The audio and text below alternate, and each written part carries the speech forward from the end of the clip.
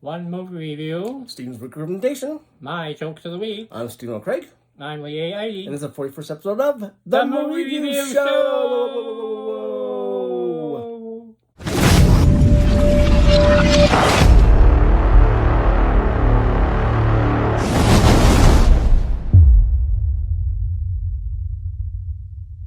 First, I'd like to give a shout out to Morgan, Izzy, and Andrew, three of my favorite ushers at Red Wing Cinema 8.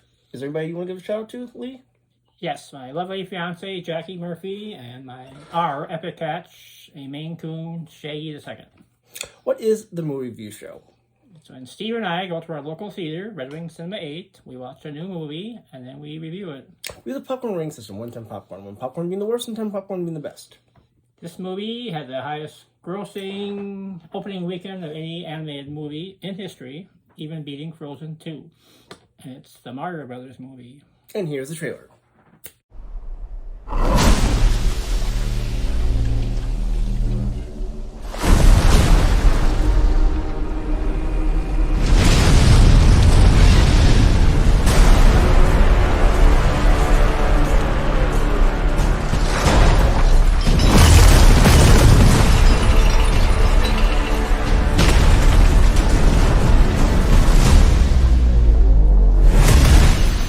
Behold, the King of the Koopas!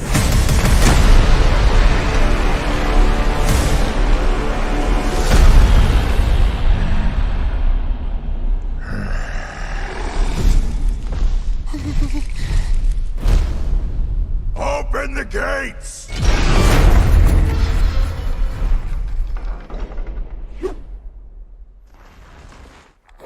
Attack!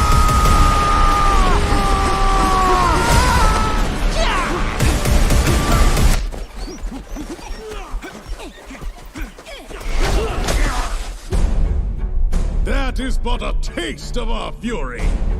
Do you yield? I do not.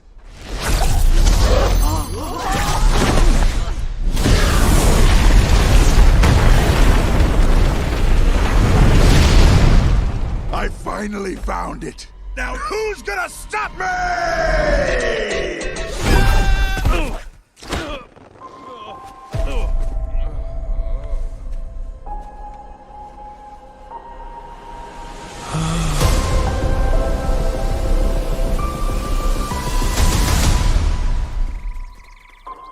What is this place? Do not touch that mushroom, you'll die! Oh, I'm sorry. That one's perfectly fine. Come on, Mario! Mushroom Kingdom, here we come!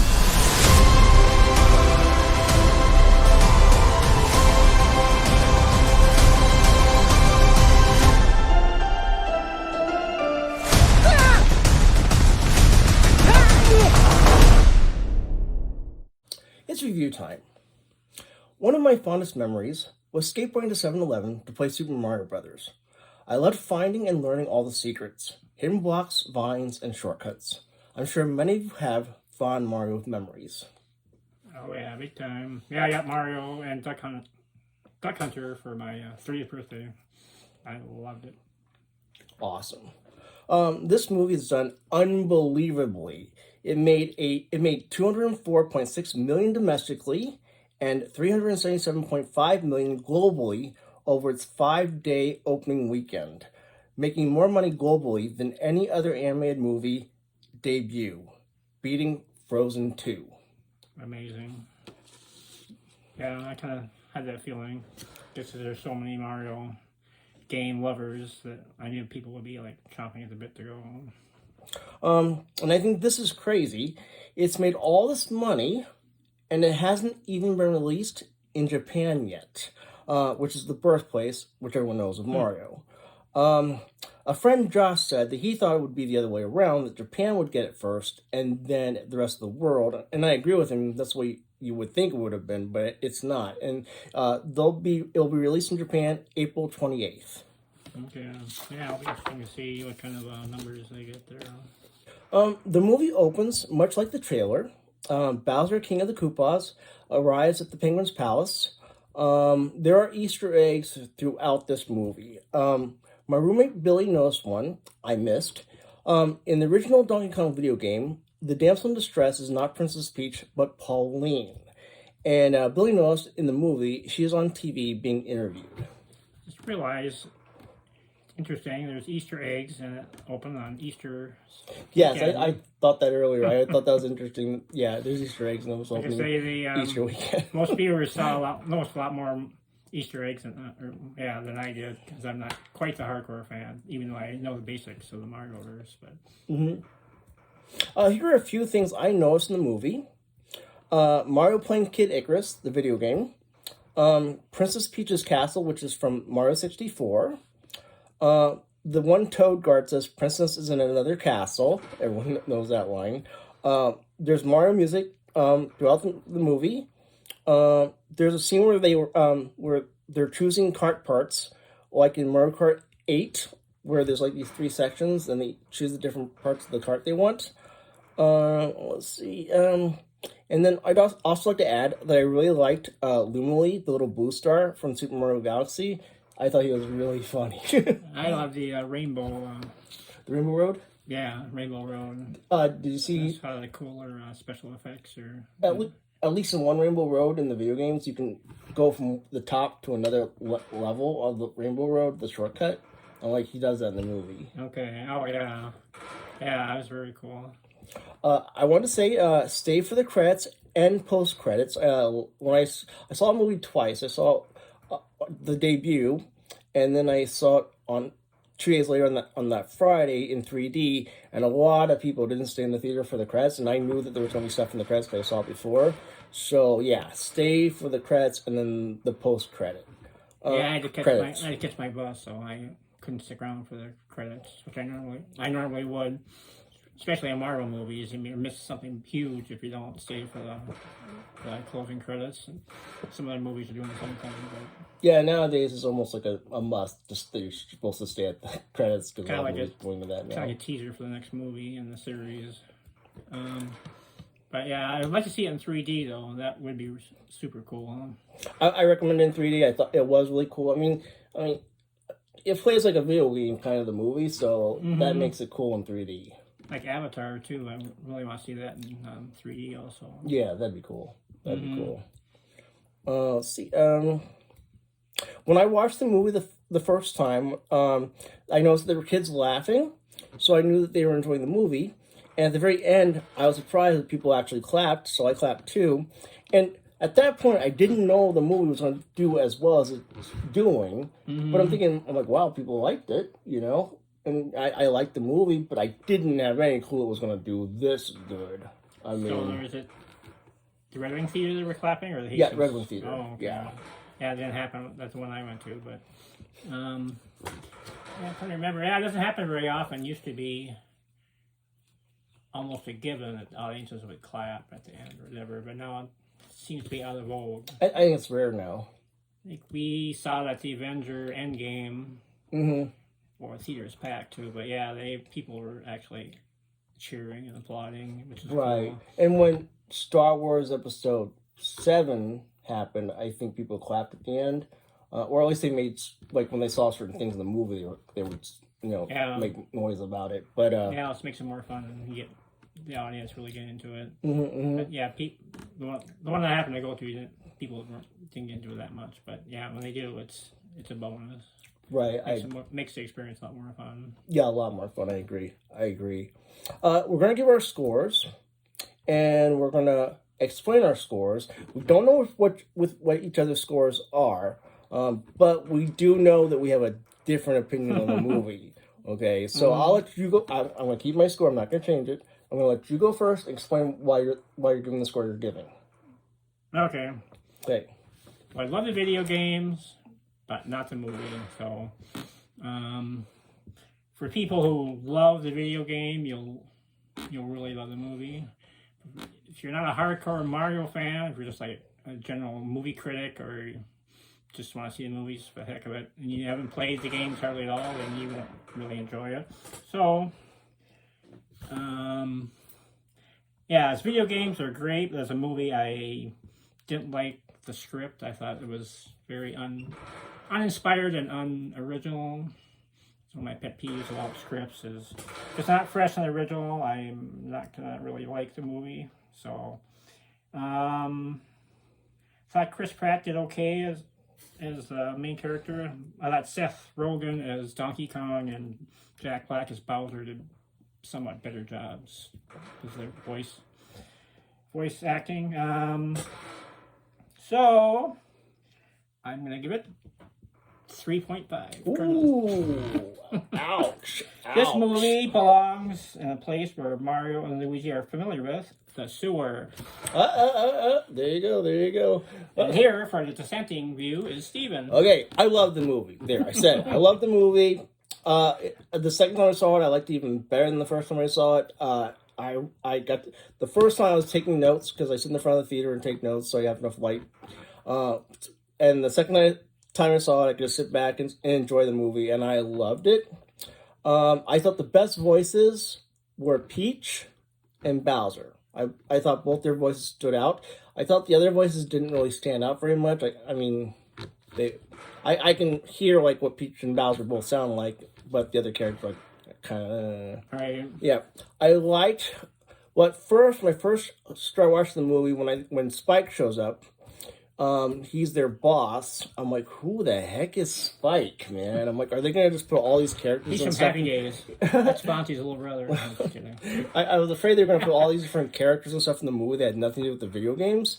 And then I learned later on that Spike is from a video game, Wrecking Crew. I think he's actually in 2 video games. So he was from the game.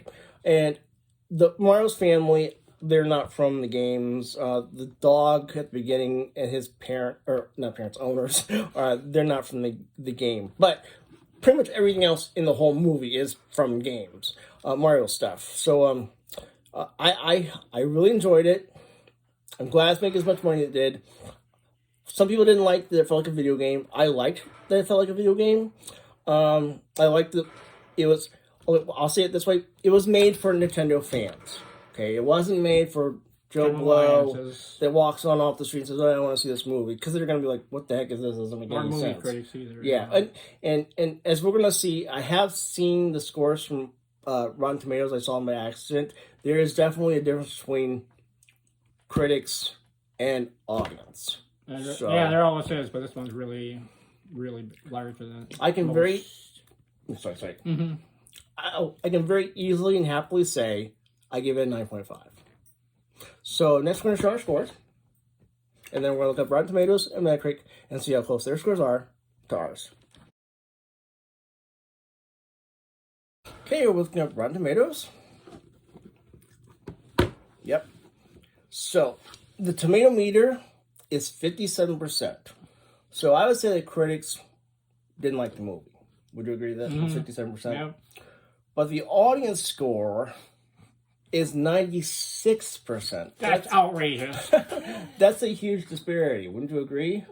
Yeah, 39 percentage points. Yeah, that's huge. Yeah, I mean, that's not even close to being close. I mean, 96% is like nearing the Everything Everywhere All at Once score. So, astronomical. I think that Nintendo fans are seeing this movie. I think they're seeing it more than once. And they're inviting their other, they're taking family members that haven't seen it yet to go see it. And the scores are so high. The scores so high for the audience is because pretty much everyone who's seeing it is a Nintendo fan. Mm-hmm. Oh, for sure. Yeah, Definitely. You will have a different opinion on this than I would. I don't know, but why do you think the critic score is so low? Well, they were looking at Substance. the movie part of it, whereas other people are looking at, well, it's just like a video game. I mean, it felt like a video game, so they're like right at home. And it's like, oh, cool. So if you're a big Mario fan, then you'll feel very comfortable and you think, oh, this is great. But the critics may not be huge Mario fans. They're looking at it, well, how was it done cinematically? And so they're looking at the script. Like I mentioned, I didn't think it was very original.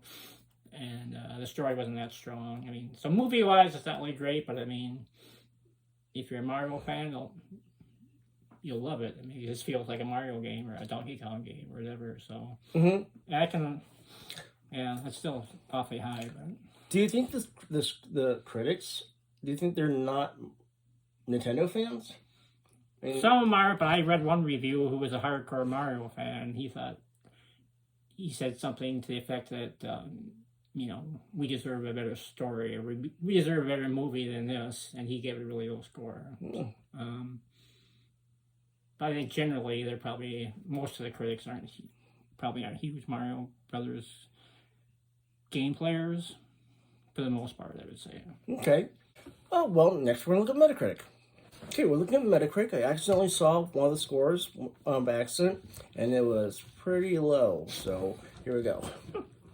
Okay, so the Metascore is 46%, which again would be the critics, Yeah. and the user score is 8.7, so almost a 9. Again, it's basically 39 percentage points different. Yep. So in both instances, the critics didn't like it. I've actually heard critics have panned this movie. I guess that's what panning is, by giving us a total score and everything. But the audience, 8.7 is still pretty good. Yeah, it's almost twice the Metascore. So this is my recommendation. If you want to see a Nintendo movie that pretty much is all about Nintendo, it's not going to give you anything like new. It's going to be stuff you already know. Okay? It does feel kind of like a video game at parts. But if you love Mario and everything Nintendo, go see this movie. I don't think you'll be disappointed. Definitely. If you're looking for like a deep story plot or something completely different than what Nintendo usually does, you're not going to find that here. So Yeah, there's nothing groundbreaking here. Which is good and bad. So yeah, it just depends on what you're looking for. I agree. It depends on what you're looking for. Yep. Well, next it's Steven's week recommendation. My recommendation is a song. I came across this song, and it's very different than any other song. I mean, it's not completely different, it's still a song, but it's almost minimalistic, and it's called Never Felt So Alone by Labrinth and Billie Eilish. And I'm a big fan of Billie Eilish, and the song is really interesting. I don't know if you're gonna like it or not, but I thought it was cool. I just like that they were doing something different. So I'm gonna show you the lyric video. I can't show you the actual video, but I'll show you the lyric video, and it's coming up right now.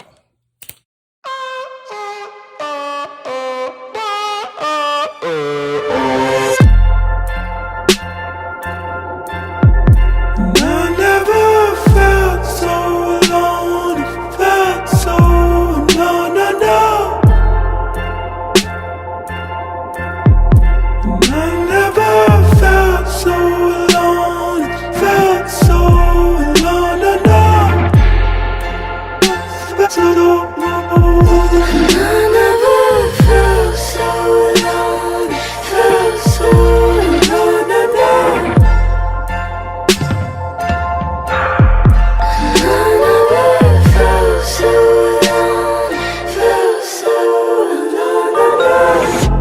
In the whip, thinking, what if you and this never existed?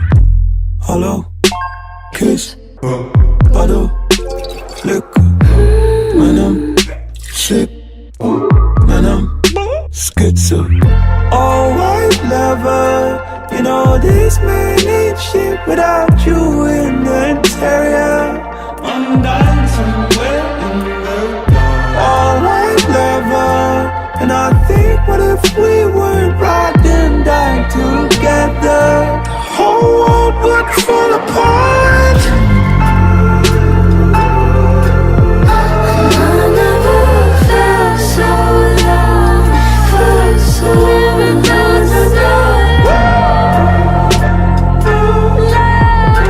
I never felt so alone, felt so alone, I thought you